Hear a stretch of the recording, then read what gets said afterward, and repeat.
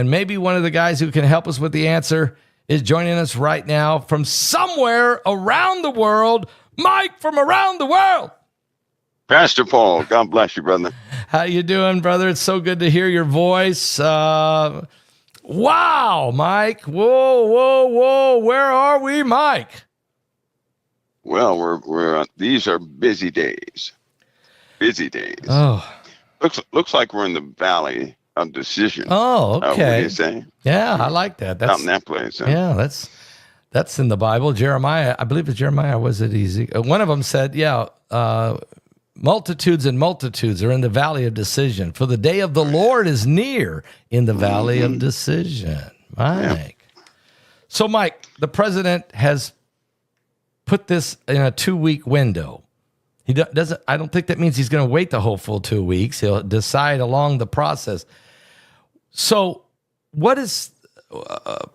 Tell me what all the things that are rolling around in his mind and in his soul when he's in that office and he bows his head and he says, "God help me. What do I do?" What is it that he's faced with decisions that he's looking at? Potential decisions. He's got a lot on his plate, a lot to think about. A bunch of opinions and advisements coming from different directions, which, by the way, is good. But he's got a lot to think about. Take note, his that 2-week remark is normally his response when he does not want to give some sort of an exclusive time to anybody. So he does that quite often when he's telling the media, don't worry about it. I want to get to it. Don't worry about it. So he probably already has something in the works concerning Israel, though. There's an issue. There are a few issues. Okay. Oh boy, there are a few issues. Okay, help us on this. It's not going to be an easy decision. It's not going to be favorable either way, and I'll tell you why. First of all, Israel, and hopefully nobody start bashing the decisions of Israel, but they have declared, or they have put forward, they're determined to totally obliterate Iran's nuclear program, right. The whole thing. Okay, that means a committal to dismantle every single nuclear facility. Yep. With or without the USA. Yep. Okay. That's a pretty big declaration. So they're going to be working towards that. Now, if the USA, of course, we're the only ones that have the capability to carry the GBU-57. What's that? Penetrator. That's the big one? That's the penetrator bomb, the bunker buster. Mm-hmm. It's the daddy of or let's say the big brother of the GBU-28, which was another bunker buster, which they actually developed in 28 days. Really? Yeah, they took howitzers, some of the old surplus howitzers, and they turned those into the GBU-28s, which, by the way, is a pretty big one. But there's a problem with that bunker buster. I don't think that people understand the full stats of that bomb. No, I don't. And what has to happen in order to get to the actual facility at Fordo. Also, those reactors that those nuclear sites, Israel has to be very careful because there are a few sites that are Russian made. Okay. Bashir. So I think Russia might have totally built that one. Well, there are 5 sites that contain Russian reactors. Here's the issue, though, that there are 2 of those, specifically 2, that are vulnerable for meltdown. So if you hit them, it's going to ruin. You mean they'll more melt than radiation? So if you hit them, they would just explode. They'll start to melt down. They'll release all that uranium. They will totally obliterate. If you hit that, all the graphite's gone. If the graphite's gone, there's nothing to slow down all all those particulates coming out of the uranium going all over the place. Nobody wants that. No. That would be another Chernobyl, Oh, right? no. We That don't would want be to. Nobody and wants. Chernobyl already has problems, right? It's already leaking all over the place. So you face that issue, right? And by the way, that issue is it's just not a good situation. This is a bad situation. So you have that issue. So they got to be real careful in what they're doing, because there is some damage already that is going to cost the world, period. So this is a escalating issue. The people over there, they're already oppressed, Pastor Paul. Yeah, I know. And you have a lot of those people that were hoping that the world would rise up and kind of kick that regime out. A lot of people are not familiar with how Iran actually operates. They may have a nice, king or royalty. A president may be nice, but there is a controlling regime within that regime, and they are they're pretty vicious. So, Mike, what about and tell us about how that regime works? But all those guys that got killed around the Ayatollah, I mean, is that really hurt him a lot? No. Okay. And that's something it's also not well understood. Iran is very old. It's been around for a long time. Most of the conflicts that have ever come to Iran, the people changed on those that helped them. That happened with Russia. It happened with us. When Iran goes to war, for some odd reason, the people in that area, whether they have been oppressed or not, begin to defend Iran. They change. Pastor, it is a phenomenon that is so difficult to describe, because you would just see people who would absolutely be oppressed. They want to get out of that place, and all of a sudden when they go to war, they rally. They change. They rally. They're in full defense. Even the prisoners are in full defense of Iran. Right? Wow. So you see what's starting here. Yeah. Right? It's already begun. So that regime, President Trump has a lot on his plate. Now back to this bunker buster. Okay. And this Fordo facility. That facility is 80 meters in the earth. Right? Okay. The GBU 57 can penetrate 200 feet in the earth. That is 63 feet shy of 80 meters. A little short. Okay. So you're looking at a bomb with a 6,000-pound warhead, 2.4 tons of explosives packed in that warhead. That, yes, it can penetrate the earth. And it can penetrate 60 feet of ultra high performance concrete, which is what that facility is encased in. Okay, that's very difficult. There was a GPU 28 that hit a facility like that. It didn't do anything to it. It simply stuck in the wall of the concrete. It is the only concrete that is reinforced, of course, with carbon and glass fiber. So it does not, it deforms. Okay. Concrete does not deform, it cracks. This concrete deforms. So anything that penetrates this concrete is going to get stuck in it. And they have multiple layers of that concrete, right? Okay. So you cannot drop just one bomb. A B-2 bomber is retrofitted to carry 2. We have 20 in the arsenal, right, that are specifically retrofitted to carry the GBU 57. It's going to take several aircraft to get to that facility, and they're going to have to be deadly accurate. It is a precision munition. So the first one will penetrate the earth. The second one will open up that penetrated area. The third, fourth to the, probably the 7th or 8th bomb will then penetrate the facility. But you have to eat through the walls. And that's if intelligence is correct concerning the depth. That intelligence came to Israel in 2009. Oh, that's been a long time. Okay, so in that facility, they began making that facility in 2002.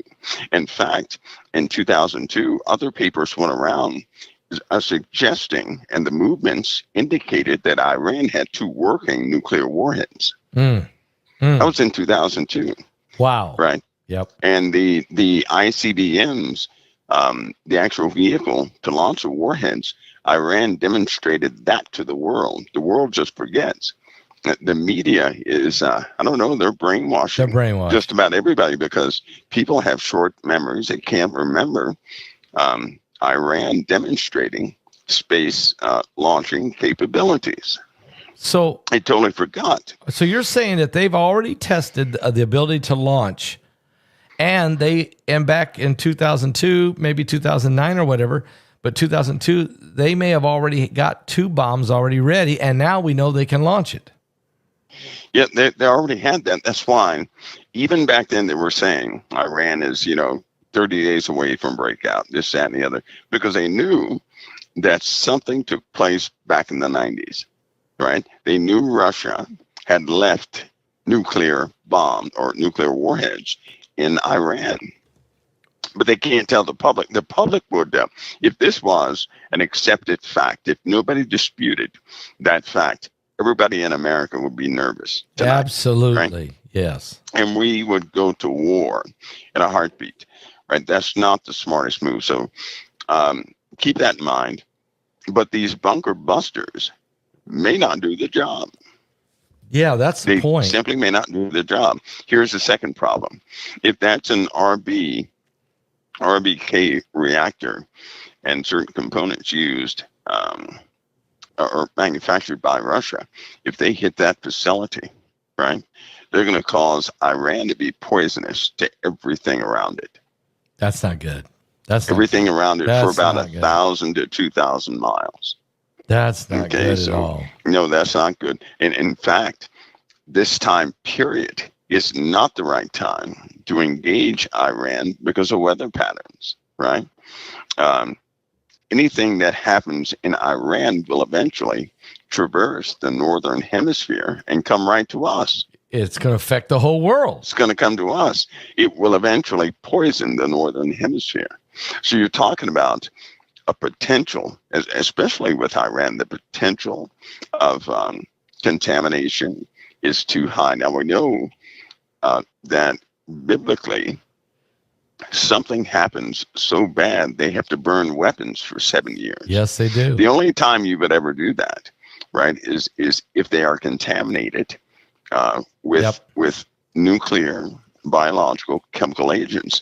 And in this case, because they even in the Bible have said they hired special people. Yes, they did. To put markers in the ground, right? Those are NBC markers, clearly NBC markers, which is an amazing thing that's in the Bible. Yeah, because the procedure is exactly that. Right on the money. Yes. And so we know that's going to happen. Mm-hmm. Is this going to be one of those moments where this breaks out? Here's the other issue. You ready? I'm ready. Since 2016, Iran, their power grid has been suffering. They've been having rolling blackouts. What was it, May 2025? That was not too long ago in 2024, back in May, in both times, in both years. 2024, May, wasn't too bad, but 2025, the city's power grid was depreciated by, I believe it was like 35,000. It was at least 15%, 15 to 21% degradation in their power delivery, which means they had rolling blackouts for everybody. Right, rolling blackouts. That's not a lot of power they could use, but the demand went up. Right, so a lot of people started to die in the month of May. Think about it. Because of the heat and lack of no power, no water, no power. Because of no power. So they already had a problem with the power grid. Yep. Now that certain facilities have been bombed, it's a lot worse. It's a tragedy. It's a very tragic. Let me ask you, Mike, they've been in the dark the last 3 days pretty well, and there's no internet really to speak of. and people are fleeing Tehran by 6 lanes of traffic for miles and miles of people getting out of there. Where are they going? Where were they going? How? Well, believe it or not, they're leaving Tehran because it's where the nuclear facilities that were being hit are, right? Right. But they're not leaving the country. No. They're not leaving. It's the weirdest. They're getting out of the places that were being hit by Israel. Israel did tell the civilian populace that they were gonna hit these places. Yeah. Right, because Israel did not want to have a bunch of civilian casualties. Right. So yeah, they left. But now those same individuals, the majority of those same individuals, are saying death to Israel. Yeah. You see what I'm saying? I know. That's like that's why I said a real demon has been released big time. Because here's the situation now, and this is what President Trump has to consider. Even tonight, the Islamic world is beginning to muster behind Iran. Yeah, the Muslim Brotherhood even made an announcement. China is speaking out for Iran. Yeah, right. Russia. Now, a lot of people. Listen, I have to tell you guys something. Got to be careful what you see on the internet.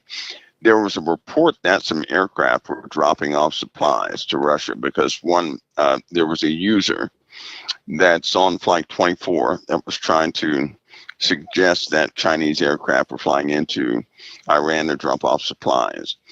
It was, that could be a true thing, but in that instance, that was fake. That wasn't real. Okay. That guy he's pushing propaganda for a specific reason, that specific user. So be careful of the, I know it's frustrating, but be careful of the information out there. Anyway, though, China is because see, if the Strait of Hormuz or if they cut off the oil passageway, right, 80% of China is shut down. Oh, think about so that. China can't let that happen. 80% of China they can't is shut down. They're not going to let that happen. No, they can't. Nope. They're not, because that would be their death. Yep. That would be an immediate. See, Trump has to consider all of this. All of it. So because China is not going to permit that to happen, you know and I know that they will intervene. Absolutely. And they're not going to do it covertly because China considers Iran to be one of their proxies. Yep. Just like North Korea. That's right.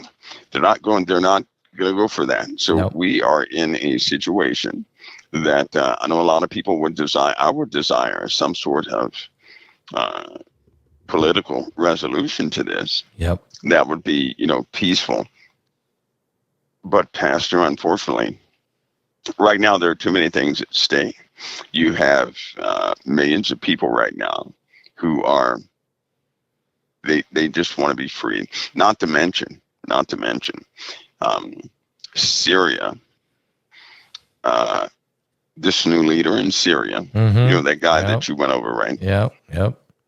And all of his men. This guy is one of the worst people on the earth. He's bad. He's one of the worst people on the earth. Even right now, he's one of the worst people on the earth. Okay, because there's a situation right now that's being associated with Iran and Syria. And they are, this guy from Syria is talking to France, and he's all over the place. In fact, hear me on this, Pastor Paul. This guy is visiting all the places that nobody else in the Middle East could visit like that. He's doing things nobody else ever did. This is why I was concerned. He's actually enriching. He has enriched a lot of people already. Okay. And this guy, keep your eyes on that guy. Mm-hmm. Keep your eyes on that guy. Mm-hmm. I will do that. He's doing things nobody else ever did. But this guy's a tyrant. There are so many women out there who were slaves in Syria. And, this guy is the one responsible for most of that. Him and the people he promoted, right? Him and the people he put in positions of power. One of the main rapists is now the general of the armies. right? One of the guys who kept the women prisoners, who pulled their hair out every single day. When I say pull out, I mean pull it out where the scalp bleeds, right? Yeah. Who had them living in lice and bug infested blankets and everything. It's a sad situation, but those women are devastated. They've been liberated, taken out of their countries, but they're totally broken because now they really have no voice because of this guy. Yeah, this right? guy's. There's no. And Mike, I've been identifying him as because I know what he was. I know who he with the Al Qaeda and Al Nusra, and the fact he fought against the American soldiers in Iraq. We put him in prison for 5 years. This guy is a murderer, a butcher, and there's nothing good about the guy. And I wonder in the Bible when it talks about the Assyrian, could he be the Assyrian? I mean, maybe. I don't know, but he's not a good guy. He's not a good guy. Yeah, I know. Well, in the Word, the Lord used a pretty harsh individual to correct his own country who totally turned their back on him for a while. But then he destroyed the Assyrian for thinking that he did that himself. But this guy, Pastor, he has bedazzled everybody he's ever talked to.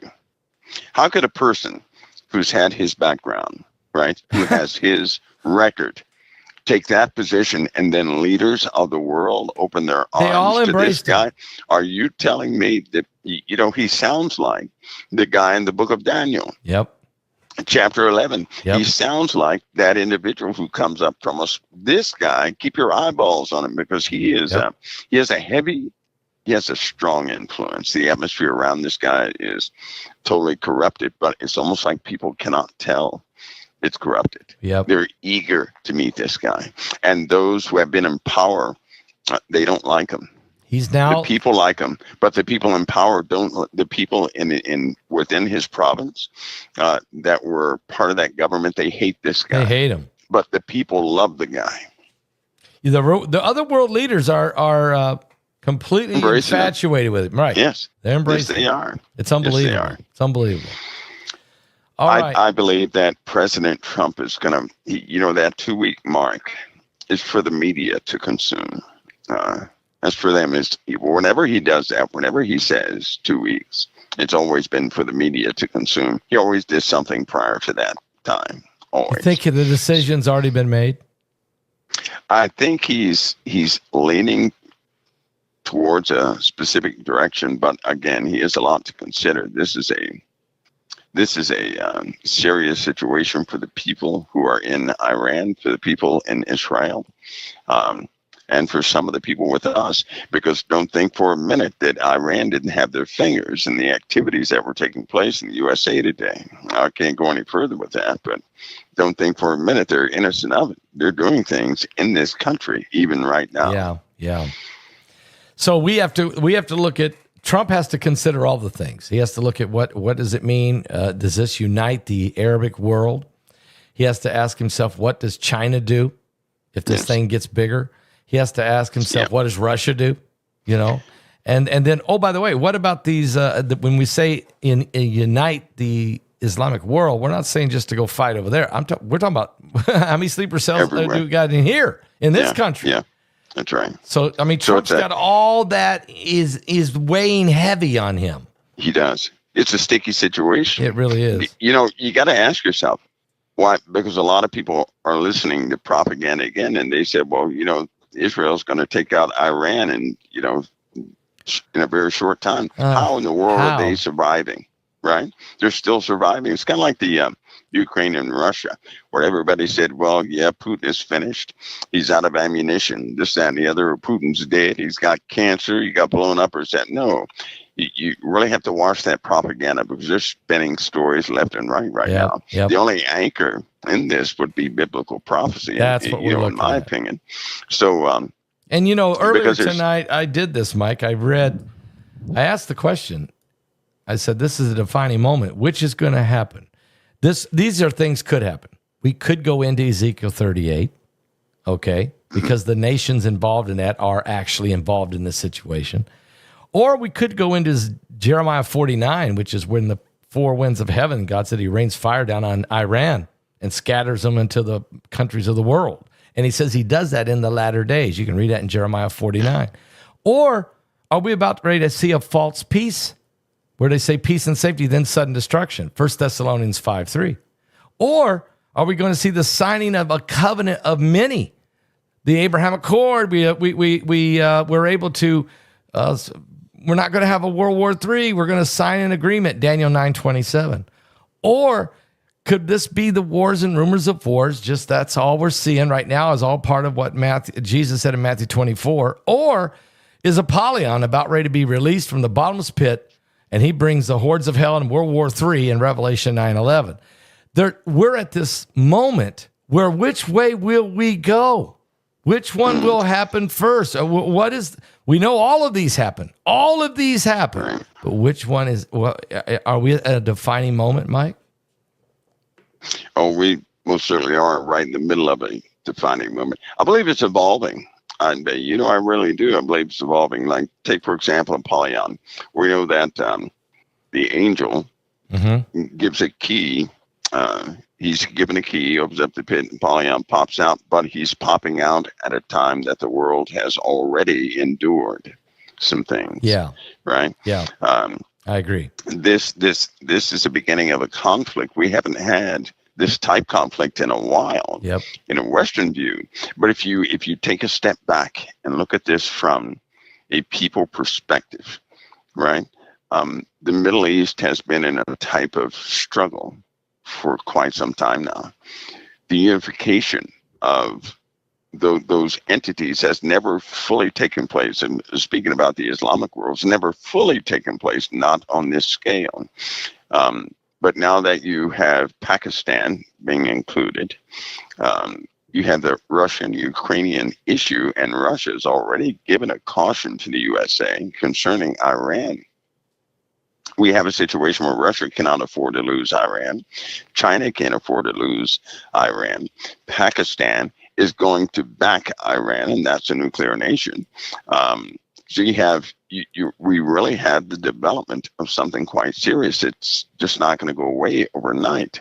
I do not trust a peace issue. This peace issue could come from the Islamic world, period.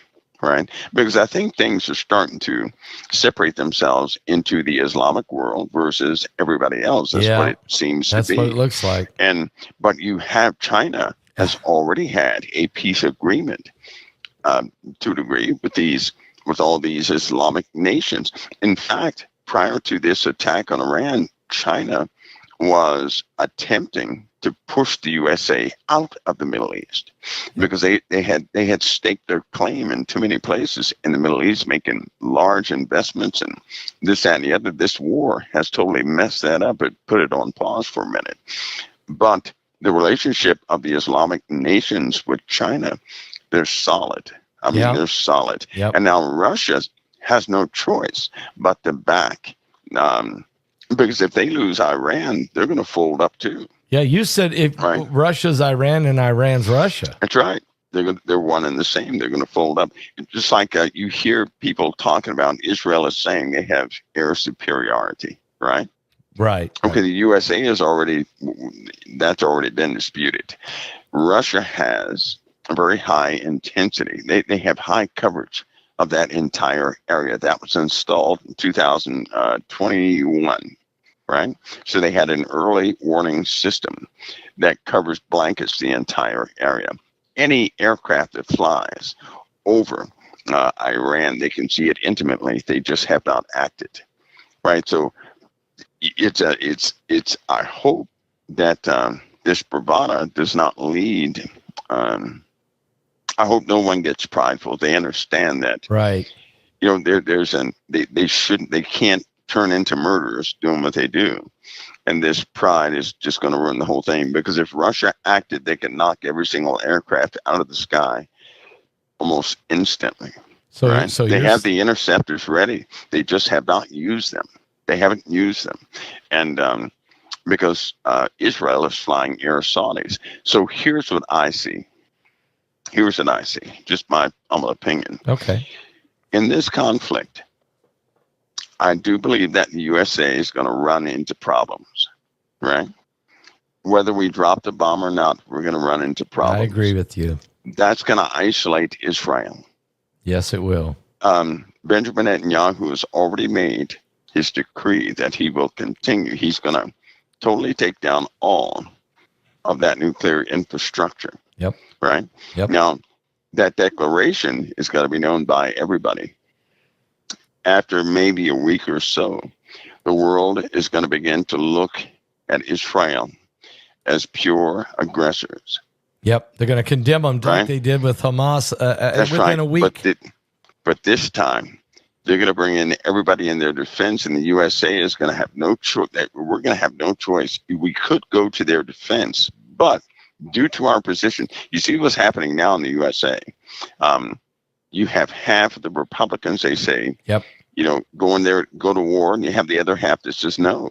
Yeah. Right. You certainly have these people who like war. They're somehow meshed into the party. They're starting to speak up, and it's divided. That decision is divided. So we're gonna be neutralized as far as our decision to bail Israel out. Not by war. They don't need bailed out by war.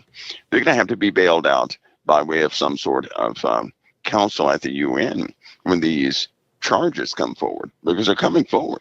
Yeah, that's what I see happening. In other words, we have the veto power, one of the five, but what if we get boxed in?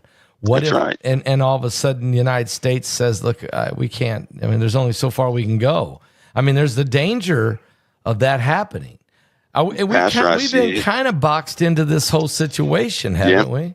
No one wants the USA in war, right? No, nobody wants it. No, but because Benjamin Netanyahu has said he's going to take down all those nuclear facilities, he's committed to it. If he does that, right, he's going to exhaust. He's going to exhaust too much from Israel, and somebody's going to say, "Don't give them fuel to continue this," because they can't have these air Saudis without us giving them JP1 jet fuel. Yeah, we're providing that. We're providing that's right. They have orders of fuel. We fill those orders of fuel, then they fly. They can't fly without us, right? We have intimate interactions with operations, especially when it comes to any type air Saudis. And so we're going to be boxed in, because if you look right now, the Republican base, speaking of civilians, they don't want any part of war. Now, we all know that the base of this presidency, they have a voice. They actually have a voice. And if they don't want war, well, then President Trump is going to serve the needs of the base, right? Yep. And there we are. So we're not going to get involved. So, that can easily happen. And Israel is going to be left holding the bag. Yep. Then the entire Islamic kingdom is going to start, throwing charges at Israel. In fact, that's already starting. Yeah. And the suggestion for the first time, right, to disarm Israel has been proposed. You've been saying that for 2 to 3 years. It's going to get major support. Yeah, you've been saying that they're going to try to disarm Israel, and how you do it is force the Americans to not arm them. Mm-hmm. And then we're getting boxed in, and where Trump is now in a situation where he's like, I got to stand with Israel, right? But if I do, I get boxed in with the whole Islamic world, the Russians, the Chinese. There's only so far we can go. And plus, my base don't want to fight this anyway. So he's kind of in this really bad this is why I'm saying that man's laying his head on the desk. Yes. Begging God to tell him, what should I do? Yes. He's going to be fatigued. Even right now, Pastor Paul, he's standing with Israel, but he had no choice not to stand with this war. I know. He had to do it. Right. So that's why he backed out of joining in with the attack with Israel. He totally backed out. Yeah. Right. But he stands with Israel, but he cannot stand with this fighting. And he had to make that point clear to everybody. So we already know in part his stance on that. So here we are. We're right in the middle of it, not to include our celestial issues and what's about to happen on the earth. The Earth is doing. Let's talk about that, because some wicked things here lately. The sun just erupted again just before the show come on. Another, but we have fireballs raging over top Texas a couple nights ago. But this binary system is certainly coming into play. It's shaking everything up. So let's talk a little bit about what the Earth is going to ready to go through, Mike. The Earth is degrading. It's really starting to degrade. I mean, I had a hope. It was just a hope that possibly, for the sake of the people, certain events will be pushed out about 100 years, but it doesn't look that way. Some people know this, but at COT, there's a monitoring of sensors dealing with geological events, and so a lot of data is parsed when it comes into COT to do that. We have developing electrical problems in the atmosphere over California. That's a clear indication of an earthquake, right? And volcanic activity. It's coming right over the oceans. It's building up. I mean, it's almost like an explosive that goes off and it supercharges certain areas, and then it goes away. That actually originates inside the Earth, and that area is becoming quite volatile. But not only that area, it's also spread to the middle of the USA and other countries, of course. But this is a worldwide phenomena, which means we're about to have a brand new scale of earthquakes coming in. I mean, a whole different scale of earthquakes is about to take its toll. Are you saying, are we going to be getting a lot of 7s and 8s? I mean, we're going to be on a brand new. It's not going to be good. It's not going to be good. Kind of like we have the 4s. We have a lot of 4s and 5s, right? Imagine if those were 6 and 7s. That would be bad. That would be bad. So that we're going to jump scale just like that. So it's going to be a bit more intense. Also, with something is happening with our atmosphere. Just to make it plain, our atmosphere is somewhat shifting as far as it's the thickness of the atmosphere around the planet, right, is pretty consistent.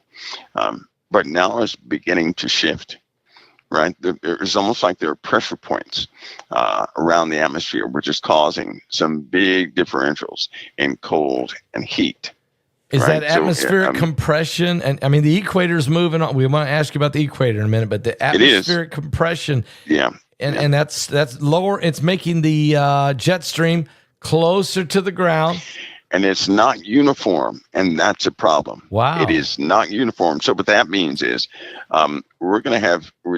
Just imagine, in the middle of say August or September or something like that, that you have in America, you have certain.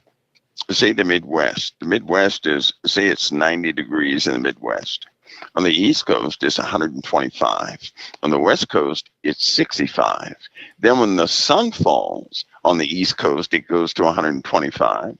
On the West Coast, it goes up to 125. And right dead center of the country, it freezes. The actual freezing. So these temperature differentials, right, are going to cause some big time issues on the crust of the Earth. Whenever you have a formation of differentials of temperature like that on the crust of the Earth, you weaken the bonds of the Earth. So you have a potential for cracks in the soil and everything else.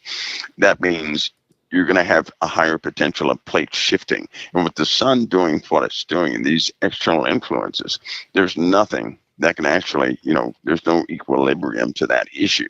So it's going to get a bit rough. So as far as geoactivity, okay, and as far as some of these weather conditions that we face, we're going to go to a brand new level of these weather conditions, and people are already having problems with rain, right? Oh yeah, there's flooding. In fact, when it rains, it pours, basically. Yes. Yeah. Yes. 4 inches of rain in half an hour.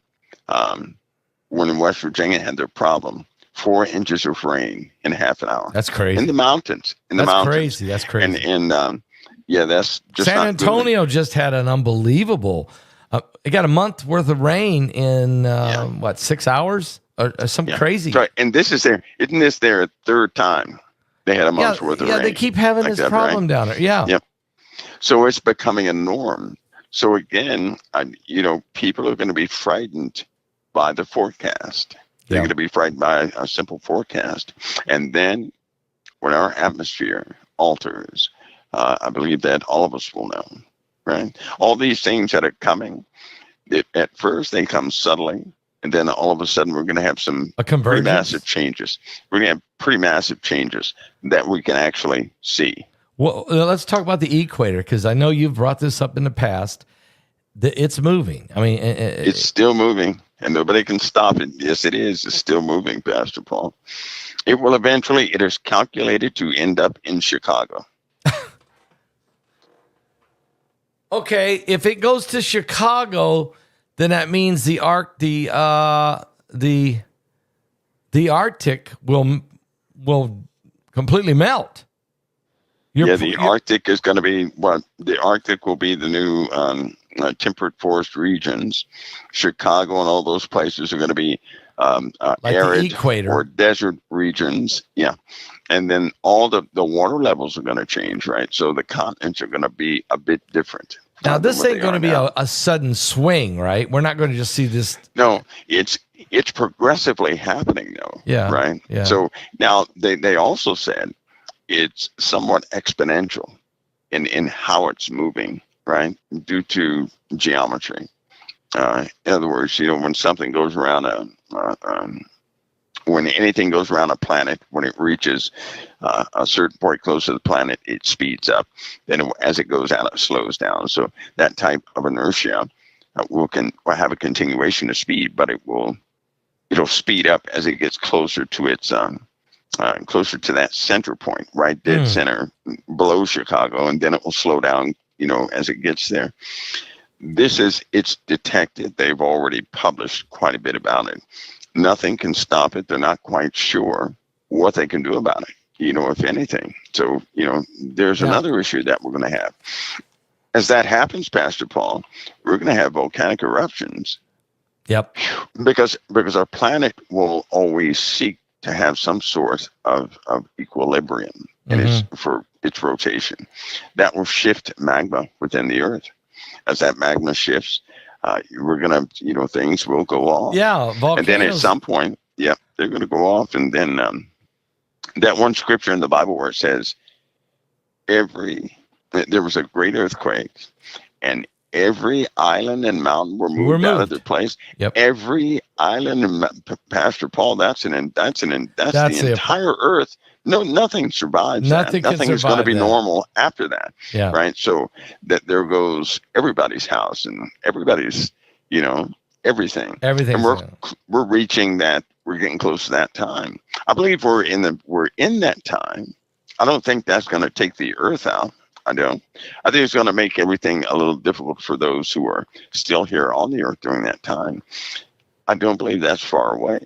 It's happening. It's in the process. There are too many observations. They spent another $900 billion on optics for space. Right? Really? Why? What are they doing that for? Because you know what? The simple truth is, of course they see something out there. They see it coming. And they want all the details on that so they can save their own skins. Well, they're digging all the underground cities. They've been doing this, of course, for a long time. I mean, but basically that happened, though. Now we're studying. We're finding out there's more civilizations that lived underground 4,000 and 5,000, 6,000 years ago. So we're redoing it again. We're going to do it again, right? As the earth is changing. Let me ask you this, because this Saturday I'm going to be teaching on demonology, and I think I have to teach on it. Everybody went around with the zombie apocalypse craze, but there were, and you said, as things progress, people's minds, even the animals, are going to be highly charged, highly affected. Yeah. Are the demons, in your opinion, the fallen angels and their minions, are they becoming more active in this volatile time? Is that partly why we see so many different issues? Well, first of all, Pastor Paul, thank God you're covering that subject. Thank you. Because that's been an area that people just don't look into, and I know it's going to hurt them. I know it's going to hurt them in not the end if easy. they don't get a hold of it. Yep. But yeah, I would say yes. I would say yes. Mankind's morals are extremely low, but even better than that, the hostility of the average person has increased to an all-time high. Mm-hmm. Right? Yep. People are vicious, and Christians, even the believers out there, we have human bodies which are prone to human emotions, which are influenced by the same entities that other people are influenced by. But even in our bodies, we can feel that frustration. If we did not have a born again spirit, we would be just as hostile as everybody else. Right now, the earth is people are experiencing. It's almost like a break with reality, right? They have a thirst for something, but they cannot identify what it is. They have an escapist attitude, which means they're ready to. A long time ago, people enjoyed the earth, right? They had dreams, and I could do this in the earth and do that. Or now that's been disrupted. Nobody has confidence in tomorrow. Nobody does. And in fact, when they begin to do something, they'll say, "Is this even worth it? Am I going to be around?" It's like a big question mark. You're right. And every day they wake up, they're on the hunt to find out what has gone wrong. Right? This is every day. Every day. Because I think spiritually, there's been a rising that you cannot see with the human eye, but you can certainly see it in the development of social behaviors, of how people interact with each other. You're talking about hostilities that are terrible.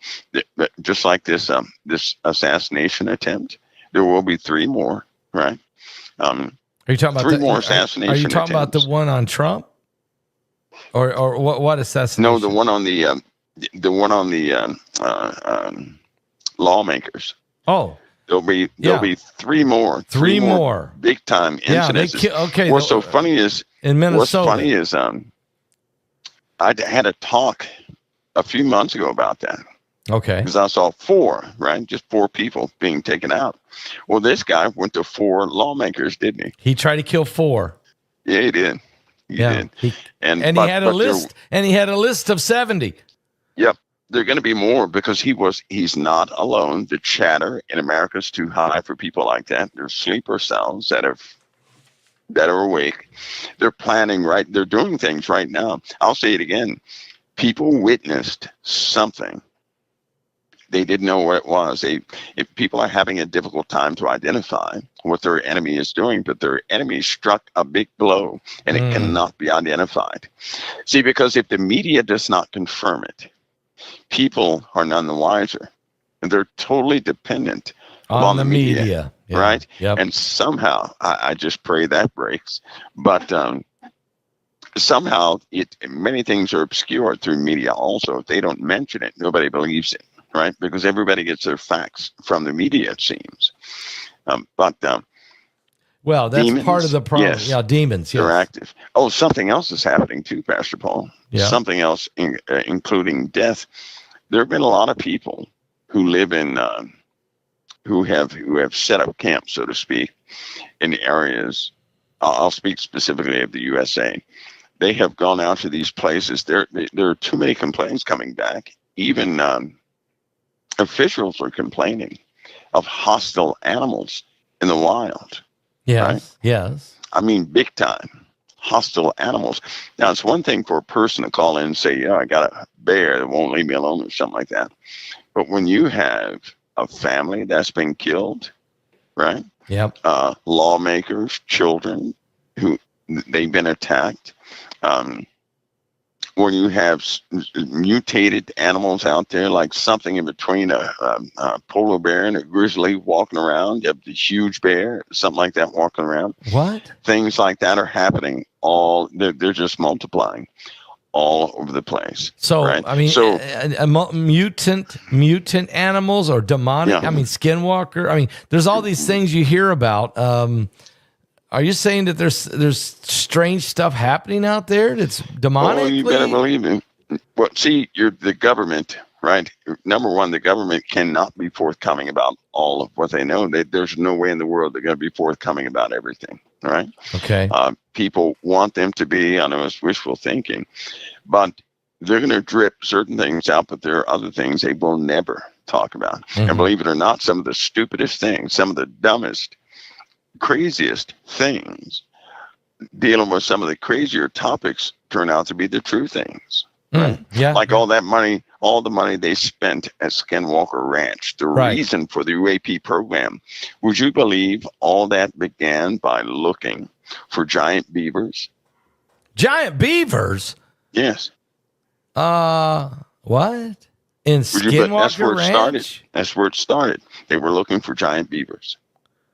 Okay, I mean, I know that people have been looking for Sasquatch, and they've been looking for the Yeti. But you didn't hear about the giant beavers. No, I never heard about a giant beaver. Right. That's the reason for some of these programs in the government, of which they devoted a lot of time and money. Why? Because it's not hogwash is a problem. It's a problem. They would rather people talk about aliens, right? They don't want people to talk about what they're dealing with right here on this planet. But I can tell you right now, most of what people have been facing has been coming from underneath their feet. That's where it comes from, right underneath your feet, and crawling out from inside the earth. You're saying, well, if you think about it, scientists, they find a brand new species. They find brand new animals and brand new insects and brand new this, that, and the other undiscovered species every single week. Think about that. That's species crazy. Nobody has ever seen before. Every single week. How many other creatures who may have an intelligence factor near ours? Who knows what they are? They could be the demons could fully inhabit these things. Yes, but certainly they would know how to dodge us, right? Yeah, we're so prideful. And of course, we know everything. We don't. That we like to say what does not exist. And government entities use that to their advantage, because the truth is if people knew what was around them, they would so quickly forget that God's been covering them all this. A lot of people would praise God for it. They would finally find out that, yes, God has been active from day one in their lives, or they would have been dead. And that... there are formidable things out there. Armies of these things are out there. Armies. You know, when you think about when Jesus cast the demons out of Legion, and I'll be talking a lot about that Saturday, those demons begged Jesus to let them stay in the coast, because they were like territorial demons, right? And so he let them go into the hogs so they can possess animals. The hogs, though, were so violent, they just ran down and jumped in the Sea of Galilee and drowned. But those demons didn't die. They just went into something else. They like that.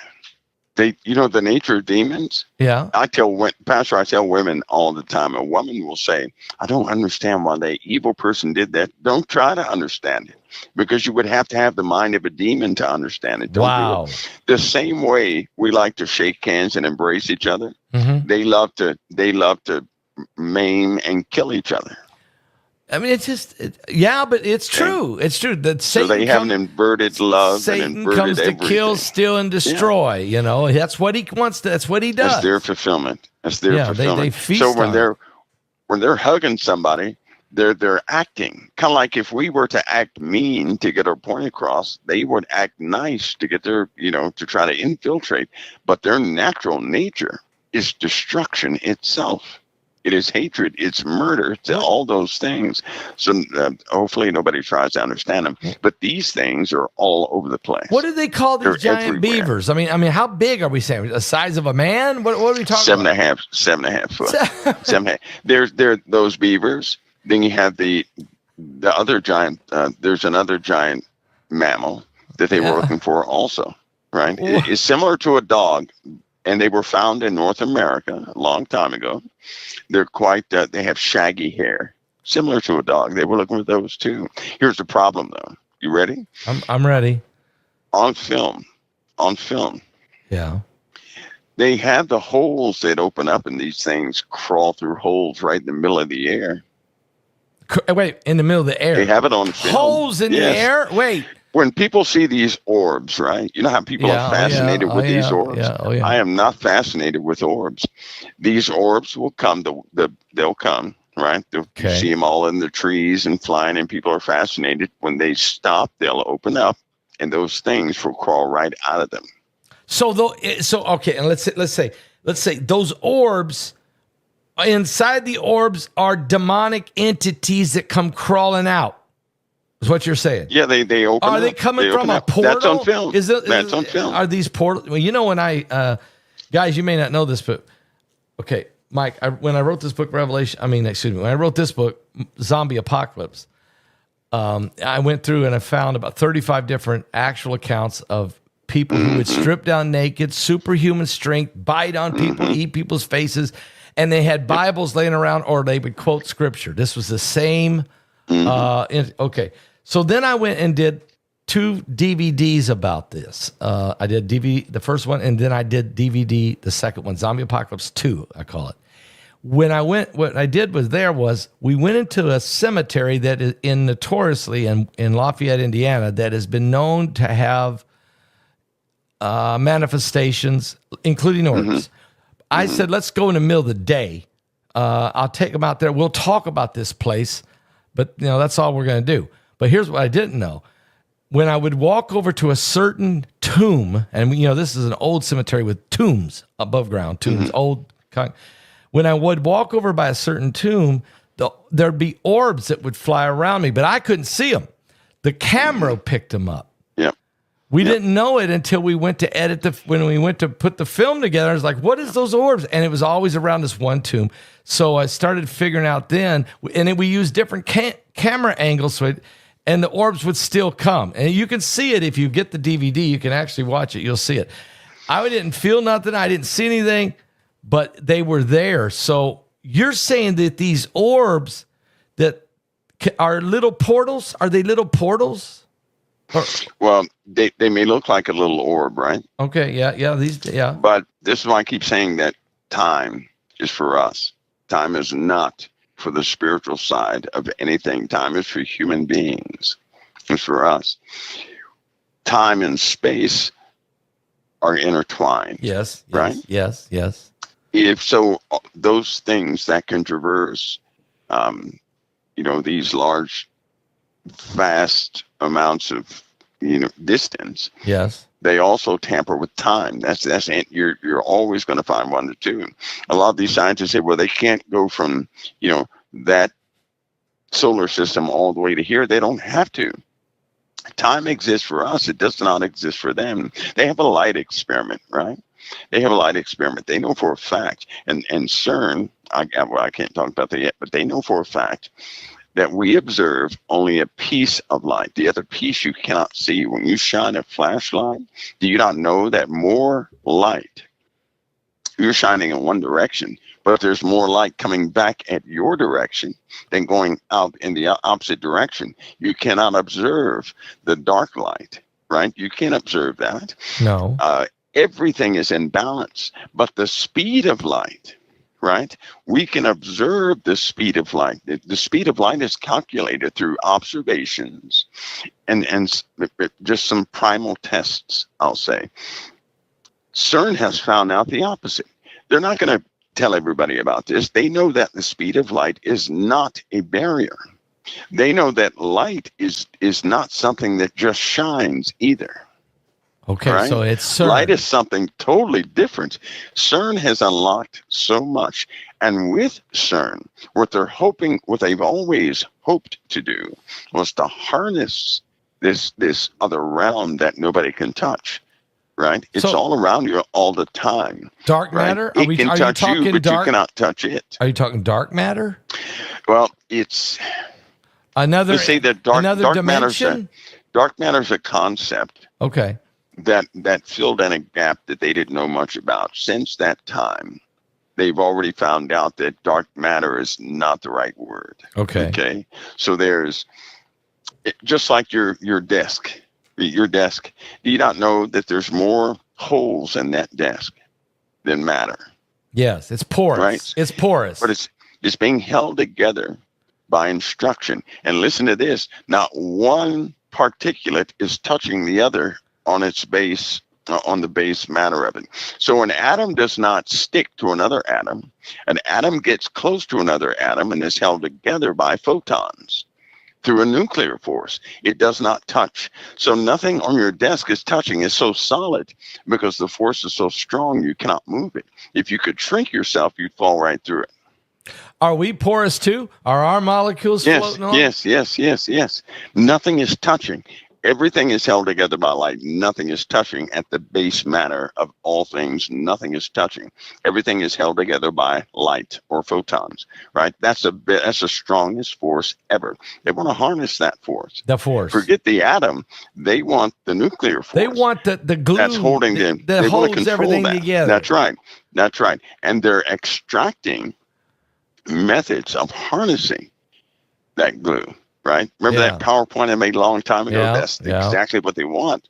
And the what they have found out was that most of what we know is it only covers the surface of things. It's like a person who learns all the geometry of the outside of a house, but they know nothing about the inside.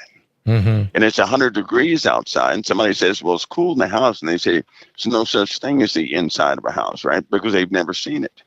In other words, if we can't observe it, we don't know it exists into formulas. That's right. And so is it another dimension?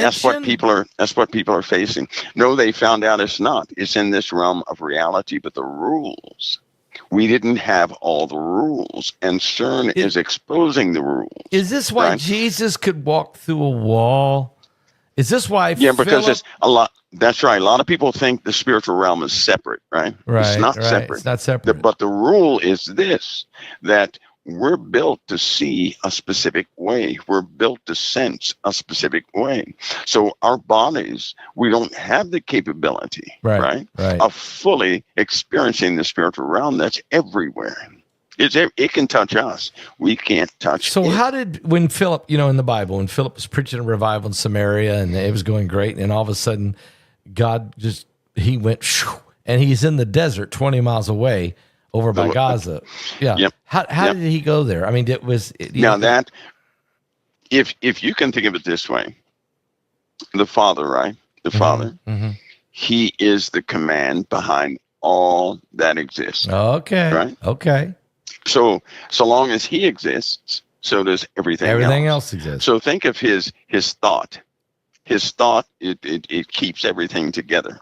By his declaration, his thought. If he ever thought something different, everything would be undone. Like Satan is no problem for the living God. He can simply say, well, just think Satan out of existence. He didn't need to fight him or anything else. So everything is governed by what the Father dictates. And if somebody is transported from one area to the other, right? It's not a big feat, actually. But why? Because CERN also found out that one particulate on one side of the Earth is connected to another particulate on the other side of the galaxy. And they move in tandem, right?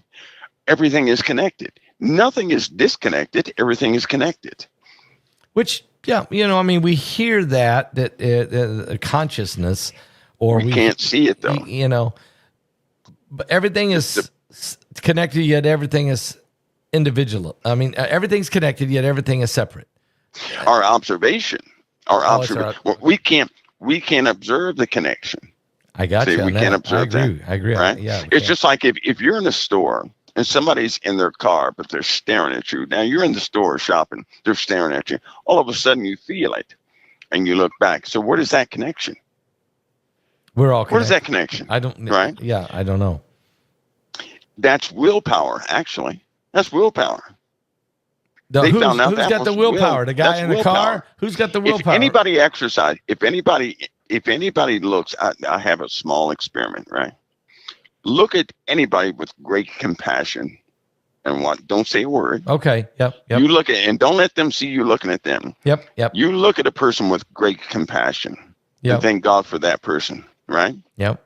And really put your heart towards that person. And observe. They'll feel it. What happens they'll feel to it. them.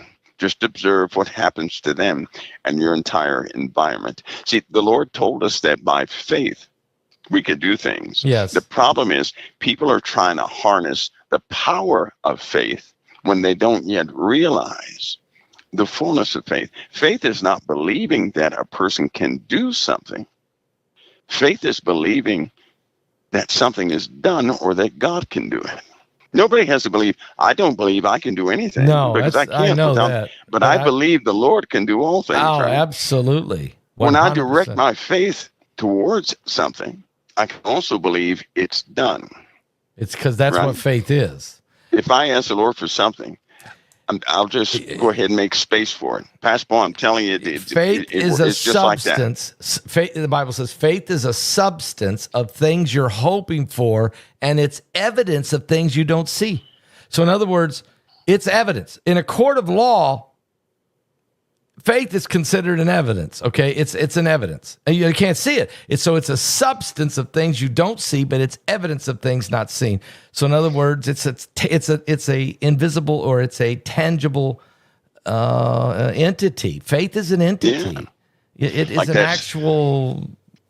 It's an actual thing. You don't see it, but it's real. Okay, it's knowing Absolutely. that God. It's knowing God is what gives you faith. Okay. Yep. It's hard to explain this. It's like pastors like this substance of things hoped for. And Scripture, evidence of things not right? seen. Right. Like Scripture. We hope for Scripture to be fulfilled in our lives. Yes, we do. The evidence of something not seen, wouldn't that be the confirmation? It's that unqualified belief we have in something, right? Yep. We know for a fact it can happen. Yep, we know for a fact God can do it. But people are trying to harness. They're saying, well, if I believe enough, it'll happen to me. No. I'll tell you what. No. Believe that God can do it. That's right. Don't believe what you can do. Believe what he can do. Right. And make preparations for it. Amen. Faith without works is dead. So if somebody prepared, right? Yep. For whatever they prayed for, if they prepared for it, and they live their life as though that preparation is there. Like if you prayed for somebody to come back home, right? Get the room ready. Yeah, get the room ready because they're coming. That's faith. That's faith. Not a dead work. That's right. That's not a dead work. That's faith. And a pastor, it works just like that person that can look at you and you turn back and look at them. It's not coordinated. I know. It's just how things work. Especially with my wife or people I know real good. I mean, it seems like you can have a connection without even being. You can be 1,000 miles away, and yet you almost can hear their thoughts. That's right. Yeah, it's a connection, no doubt about it. That's right. Well, Mike, last Thursday, the war began. It's been a week. Now we're suspended. Israel's not going to stop, are they? They're going to keep fighting. There's probably rockets going now. They're just, but the world is holding its collective breath on what is Trump going to do. What do you think a week from today? Do we have to wait 2 weeks for Donald Trump or something? No. Will it break before? No. I think Israel, right? Yep. Israel is planning to take out the rest of those nuclear facilities. Yeah, they're confessing that. They're telling the world that. Yes. If they can accomplish that, right? If they can accomplish to take those out, there'll be no bomb dropped. No, Trump won't have to. And there'll be lots of talks, right? But the ongoing issue is that this regime, when they say death to Israel, they actually mean it. Yes, they mean it. I mean, they mean it. And so President Trump he's going to have to deal with that too, whether there's a diplomatic avenue or not. Personally, I do believe this is the beginning of the unfolding of a few prophecies, and that it will begin to expand. Now, I don't know how long that will take, but I do believe it's the beginning. I do too. Of the unfolding of those prophecies. I do too. That's why I listed them tonight. I listed all the potentials, and I call this a defining moment. And I don't know which one's going to go first, but they're all going to cascade. They're tied together, and it's the unfolding. That's a good word to use. Yeah, I believe people are they're still degrading as far as morals go with the regular world and the saints. They still continue to pray that the Lord, come on up and get us. So as Christians continue to hold that desire, I don't believe the Lord is going to tarry in these issues. In fact, I think he's preparing us for what we're seeing, what we've been experiencing. I think it's more like preparation for the rest of it to come to pass. We may not endure all. We're not going to endure all of it, but we'll certainly see quite a few things. I believe it's the beginning of the unfolding of some things. So I think people should they should be ready. Yep. Be ready. Because I can't make a determination, absolutely, but I can be ready. No, but we can be ready because we know that these things in the Bible will come to pass. Prophecy will not fail. It will not stop. That's right. Just be ready. That's right. Mike, I appreciate it tonight. I'm going to be thinking about those orbs. I'm going to be thinking about those creatures out there, the big beavers. You got all kinds of, 7.5 foot. I mean, I'm going to be looking into some things. Isn't that weird? That's so weird. Yeah. Why would they spend that money on beavers? That's so weird. That's weird. I'm going to look into that. I'm going to look into it. Mike, thank you so much for being with us tonight. I appreciate it very, very much. We all do. Always an honor, Pastor Paul. The honor's mine. Amen. God bless you. All right. God bless.